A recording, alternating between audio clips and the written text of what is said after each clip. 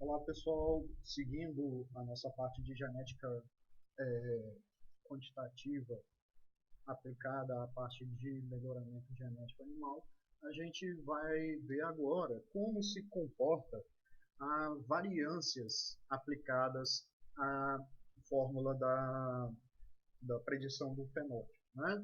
Então, como o valor genético obtido como desvio dos valores aditivos dos animais em relação à média da população. Foi o que vimos na apresentação anterior. Então, a variância genética aditiva, né, que é a variância devido aos efeitos de genes, que a gente vai nomear aqui, né? A gente pode colocar vários nomes, mas pode ser VA, ou então essa letra grega aqui, sigma ao quadrado, né, que é o símbolo da variância, com um subscrito A.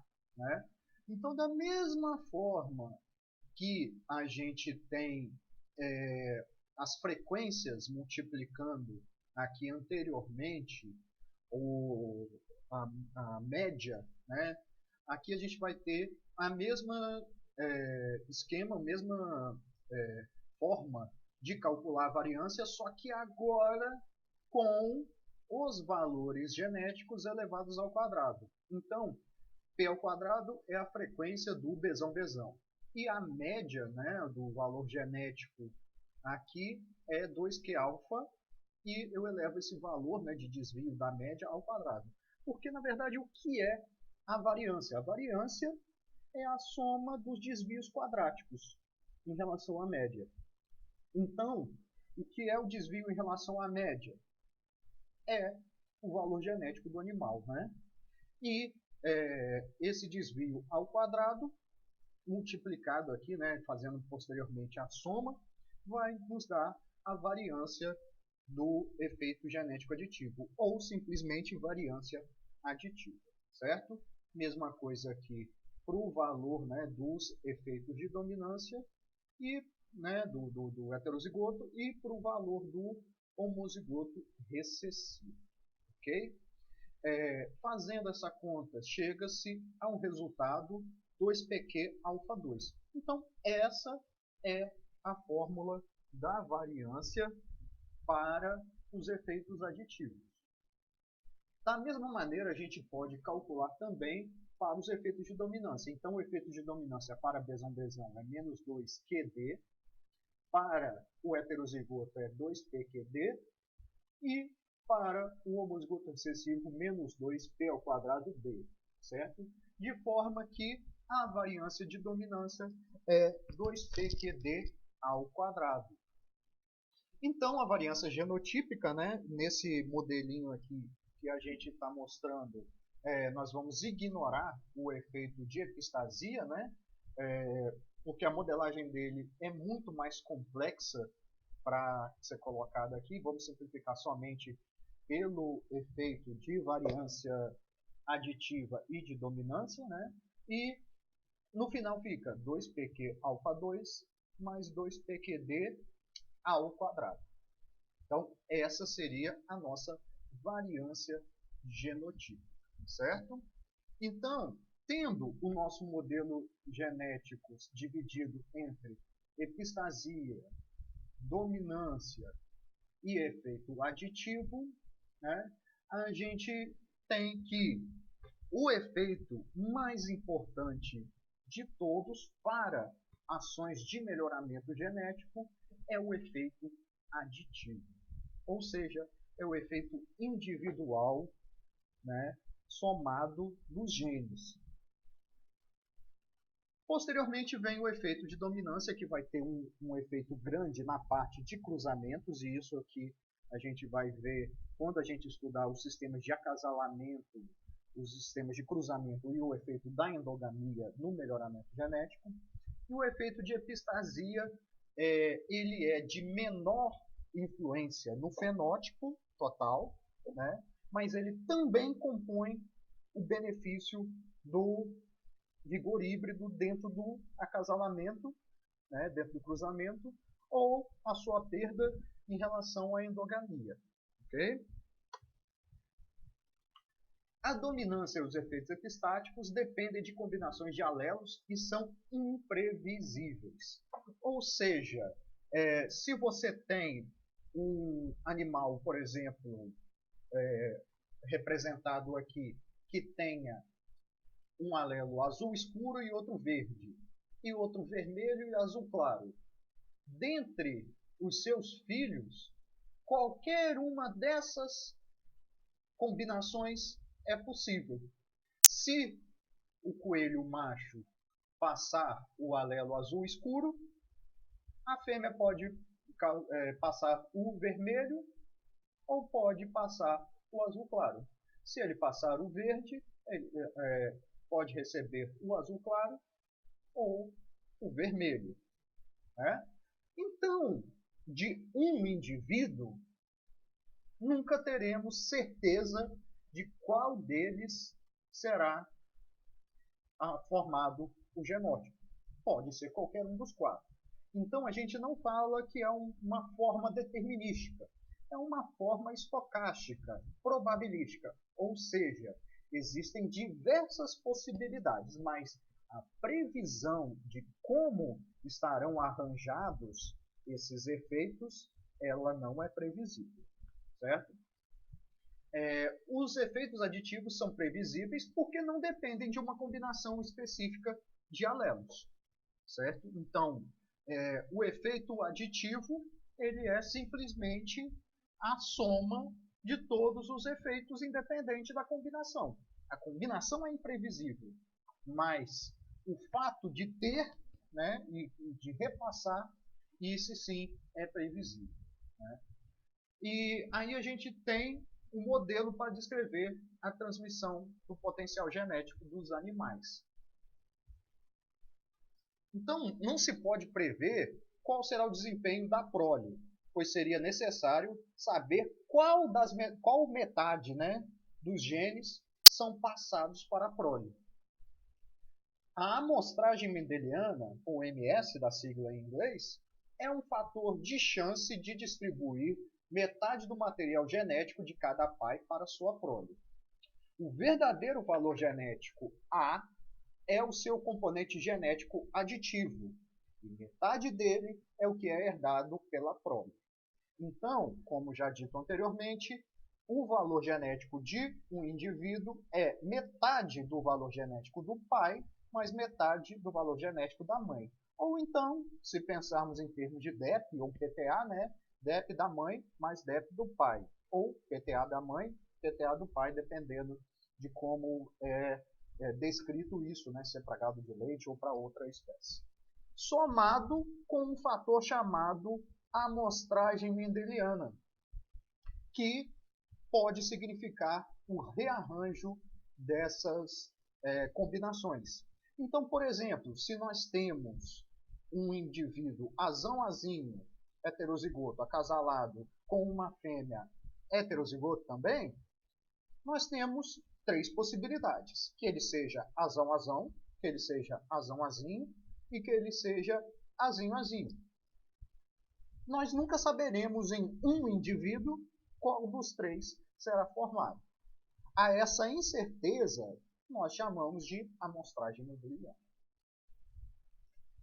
E além dessa questão da amostragem mendeliana, a gente tem também que o fenótipo do animal ele consiste de diferenças gênicas que estão em seu DNA e diferenças ambientais relacionadas a clima, a modo de criação, a presença de doenças, a interação com os micro-organismos, né? Microbioma, a microbiota,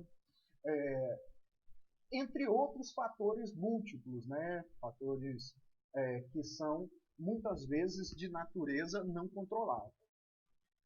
Quanto mais o ambiente influencia nas ações dos genes, menos exata será a estimativa do genótipo do indivíduo. Então, aqui está um ponto-chave para a questão da avaliação genética animal. Se você tiver como ter um ambiente mais homogêneo, você tem a possibilidade de maior acerto no valor genético, no valor genotípico e, consequentemente, no valor genético do indivíduo. A gente dá um exemplo bem claro aqui. Avaliações genéticas de grandes animais, de bovinos, versus avaliação genética, por exemplo, de aves. Avaliações genéticas de aves são muito mais fáceis e muito mais exatas. Por quê? Todos os animais, eles nascem no mesmo dia, através do controle da incubação. Todos os animais são colocados em condições homogêneas de temperatura, de umidade, de ventilação, recebem a mesmíssima ração, né? Recebem o mesmo esquema vacinal, diferente, por exemplo, de bovinos, que cada um nasce numa época, pode ser até que exista uma estação de monta, mas é quase impossível e até mesmo indesejável que todos os bezerros nasçam no mesmo dia. Não vai ter mão de obra para tanto trabalho, né? Então a gente tem uma variabilidade de que se no dia em que o bezerro nasceu, na época que o bezerro nasceu era mais frio ou mais quente, se existia uma doença no rebanho na época, se o pasto estava mais verde ou estava mais seco, então a gente tem maior efeito de variabilidade ambiental. Diferente, por exemplo, do que acontece em aves, em que a gente tem um controle, uma homogeneidade muito grande dos nossos fatores ambientais. Daí a gente tem um conceito-chave na disciplina e no uso para a seleção dos animais, que é o conceito de herdabilidade. A herdabilidade é representada por um H minúsculo elevado ao quadrado e expressa a proporção da variância total, ou seja, da variância dos nossos dados, que é atribuível aos efeitos médios dos genes, ou seja, a variância genética aditiva. Então é uma porcentagem. Quantos por cento da variação observada, por exemplo, no peso dos animais? O peso dos animais dentro de uma população tem uma distribuição e tem uma variância calculada matematicamente. Quantos por cento dessa variação tem como fonte de variação, pensando no contexto de uma análise de variância, tem como fonte de variação a genética? E quanto não é genética, é ambiente? Essa contribuição da genética, da proporção da genética, é chamada de herdabilidade. Então, no tocante ao melhoramento genético, a herdabilidade de uma característica é uma de suas propriedades mais importantes e determinantes de como o melhoramento genético vai ser aplicado. E a gente tem também que a herdabilidade representa a fração das diferenças fenotípicas que é transmitida aos filhos. Então, se você tem diferenças entre os animais que são causadas por diferença de alimentação, diferença de exposição a fatores ambientais, essas diferenças não vão ser herdadas. As diferenças que vão ser herdadas são aquelas causadas pela genética. Então, a herdabilidade representa essa fração. A gente tem vários conceitos de herdabilidade, né? O conceito de herdabilidade no sentido amplo, ou H maiúsculo ao quadrado, pode ser definida como a proporção da variância fenotípica devida à variância genotípica. Então, a gente pega todos os efeitos, variância aditiva, variância de dominância, variância de interação, né, epistática, e divide pela variância total, né, que contém também o elemento da variância residual, da variância ambiental. Né? Então, a gente tem que, efetivamente, tudo o que é genótipo está representado aqui em cima e o genótipo mais o ambiente está representado aqui embaixo. Aí a gente tem um problema, particularmente ao melhoramento animal, em que a gente tem mais interesse pela variância aditiva, que realmente é um conteúdo que é repassado aos descendentes na forma de gametas. Então, a variância da dominância e a variância de interação, para nós, do melhoramento animal, imediatamente, não vai ser necessária agora. certo? Na parte de cruzamento, sim, vai ser importante, mas na parte de seleção dos animais ainda não ainda é interessante somente a variância aditiva. E nós temos, então, essa que representa só a variância aditiva dividida pelo total. Então, a herdabilidade no sentido restrito, ou stricto sensu, né, em latim, pode ser definida como a proporção da variância fenotípica devido à variância genética aditiva. E, como estratégia de seleção, a herdabilidade no sentido restrito é mais interessante, pois o progresso genético esperado é proporcional ao seu valor e será sempre referenciada apenas como H2 minúsculo. Então a gente tem que com a disponibilidade de informações fenotípicas acuradas, quando a herdabilidade é alta, o valor fenotípico é um bom indicador do valor genético do animal. Ao contrário, quando a herdabilidade é baixa, o valor fenotípico não é um bom indicador do valor genético. Ou seja, se a herdabilidade é alta, o que é medido a campo e observado a campo realmente vai ser passado à frente. O melhor animal fenotipicamente é o melhor animal geneticamente. No caso de termos herdabilidade baixa, significa que o ambiente está exercendo uma diferença. Então, o modo em que os animais são tratados, a época que os animais nasceram e todos os fatores ao qual ele foi submetido terão um efeito que possivelmente no campo, aquele que você observa com o melhor desempenho, talvez não seja o melhor geneticamente.